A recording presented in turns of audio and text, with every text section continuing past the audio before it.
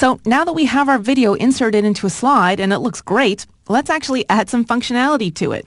We've got it formatted, now let's work on the playback options. So the first thing we need to do is come into our slide and click on our video. That's going to give us our two ribbon toolbars for format and playback. Remember, at any time if we want to change the way it looks, I can just come up here to the format bar and change anything here. But we're interested in the playback tab right now, in which I can change all the options in which the video actually will play back to the audience. Now, the first decision we have to make is whether we want the video to start automatically when I advance to this slide, or whether I want to click the mouse to have it start. The key to this decision is really going to be whether or not you need to talk about what the video is before you play it. So in this case, I'm going to leave it as on click because I want to tell the audience about Surfer Fred and who he is. If not, I could have just selected automatically. I can also place a check mark here on loop until stopped if I want the video to continue playing and restarting when it's done until I move on to the next slide. The next item of interest is the volume. Now here's where I can decide what volume I want my video to play at, because remember, you can hear it also. Now if I hit the play button on the video right now, it's pretty quiet. You'll notice that you were really only listening to the sound of the wave, so I'm going to go ahead and leave it at high. I can turn it off completely by putting it on mute if I wanted to. So we've got our poster frame set. We did it in the last video, which is the picture that the users will see when they arrive at our slide. But I can also choose the fade in or fade out.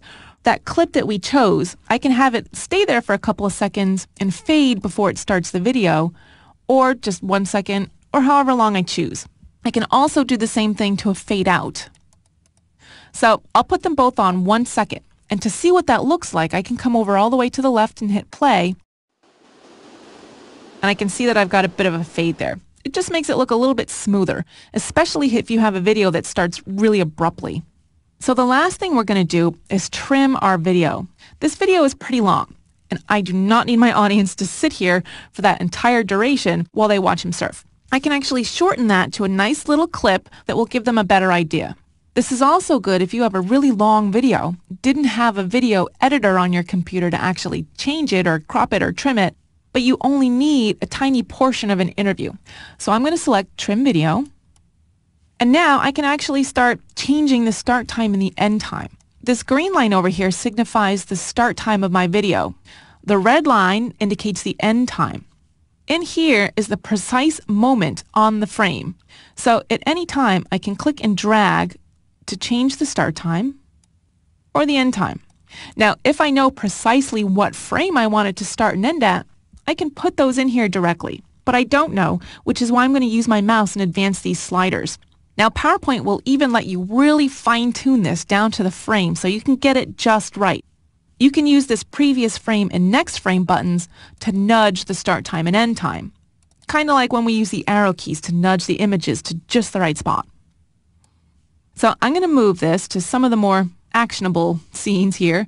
I'm going to make it brief, and I can hit the play button to see what I've ended up with. Now you'll notice my fade in and fade out even stays on the video here. When I'm happy with what I chose, I can click OK, and I can preview what this is going to look like. I'm going to hit the Shift F5 key on my keyboard, and it's going to bring up my slide in full screen. Now remember, it's not starting because we told it to start when we click the mouse. So I can actually click on the video, and it'll start right when I click. So you'll see my fade ins, my fade outs. It's a nice small video. And to get back to my presentation once I'm happy with it, I can hit the Escape key.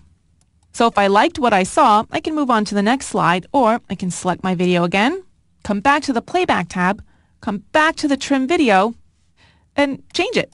It's up to me. When I'm happy, I can click OK and repeat the process of previewing it until I like what I see. So now that we've got some video, it looks great, it works great, it's just how we want it. Let's add some audio to this in the next video. We've got